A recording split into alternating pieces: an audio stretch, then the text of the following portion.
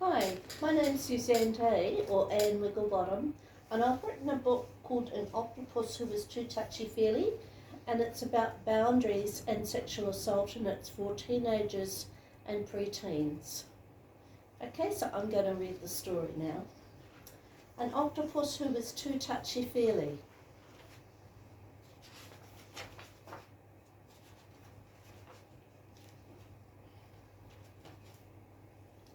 Jack was an octopus who was very friendly. He was always putting his tentacles on other sea creatures. He delighted in touching others everywhere.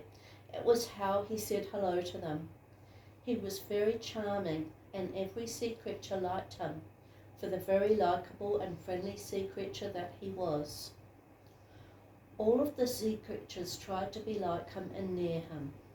He held a lot of power in the ocean with all the sea creatures. Most of the female sea creatures were attracted to him and wanted to be his partner.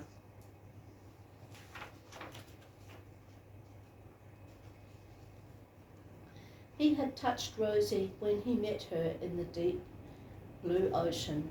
Rosie was a beautiful dolphin who felt strange about the way that Jack had touched her. She was unsure if it was really okay with her.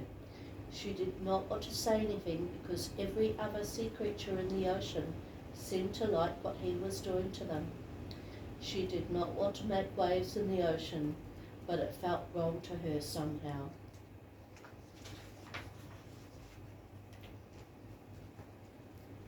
She finally got the courage to talk to one of the whales in the ocean that she was close to about the feelings that she was feeling inside. Rosie was able to tell this whale the truth about what had happened to her with Jack and how it made her feel.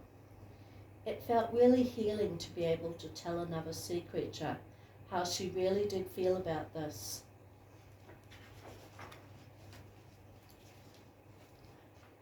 This whale was very kind and made it really safe for her to tell her powerful secret to someone.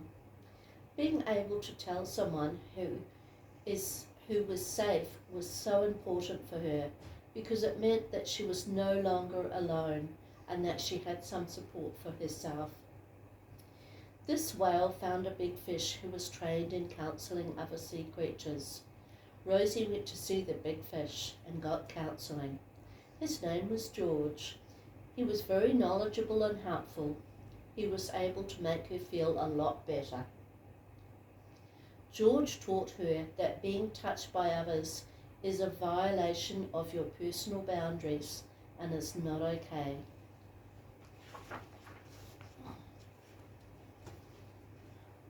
George the big fish went to see Jack. When Jack touched George, George pushed him away to say no. George swam away from Jack, so Jack could not touch him again. Jack laughed and tried to touch him again. George said, "No, it is not okay for you to do that. You need to learn about boundaries." He said that he did not want or like to be touched by Jack. Jack had no morals and he needed to be taught about boundaries as he clearly did not know. George organised for all the sea creatures to be educated about personal boundaries so that no one touched anyone without their permission. The sea creatures realised that what Jack had been doing was very wrong and that a lot of them had been hurt by his bad behaviour. George explained that it was never too late to get counselling for sexual abuse and that talking to a counsellor can really help a victim recover and have a happy life again.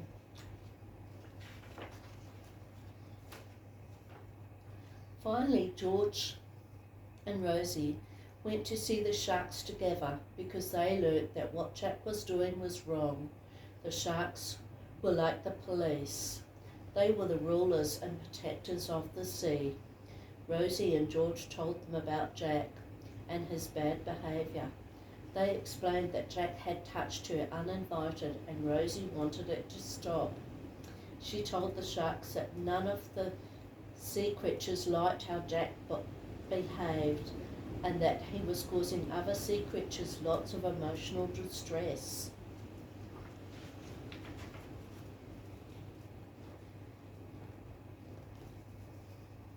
The sea creatures did not like Jack touching them in the way that he was, even when they said no.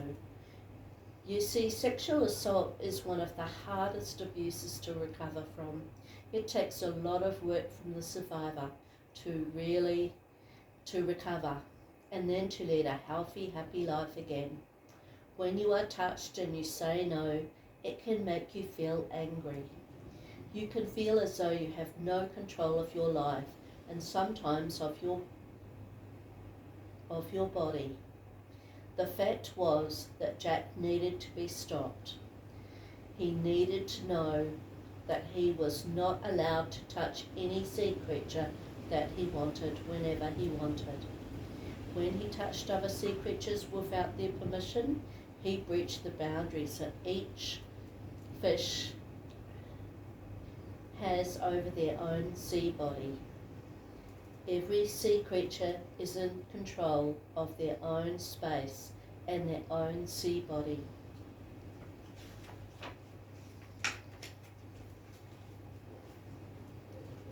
One of the sharks was called Daryl. Daryl talked to Rosie about making statements and explained how the process worked. He told her that it was her choice if she wanted to take the matter to court or not. Another option was that she could just make statements about what was done to her, so police had a record in their system if some of Jack's other victims came forward. Daryl also explained to her that reporting to police can help stop another victim from being abused. He told her that if any sea creature touched her without her permission, it was a violation of her rights and of the laws of the sea. Rosie decided that she wanted to stop Jack from being able to abuse other sea creatures. She was making a stand and saying no to Jack in the most powerful way that she could. The sharks agreed with Rosie that what was happening was wrong and some strong action needed to be taken against Jack. They decided to teach Jack about boundaries again.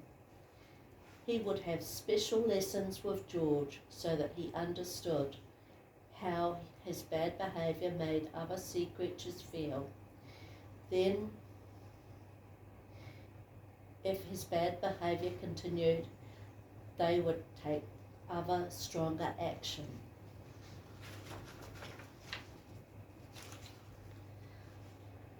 Jack did continue with his bad behaviour, and so the sharks needed to take other action to protect the sea creatures from Jack.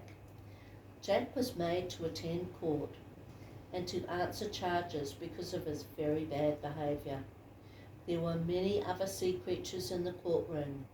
They all stood up and told the court the truth of how Jack behaved with them and how he had continually violated them.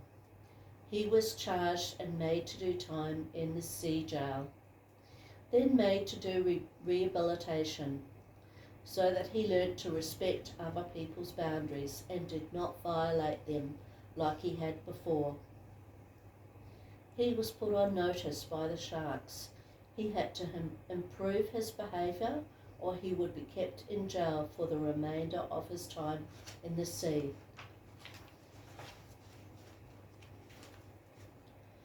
Jack learnt that he could not touch another sea creature without their invitation and that he needed to ask them first before he touched them, because each sea creature's body belongs to them.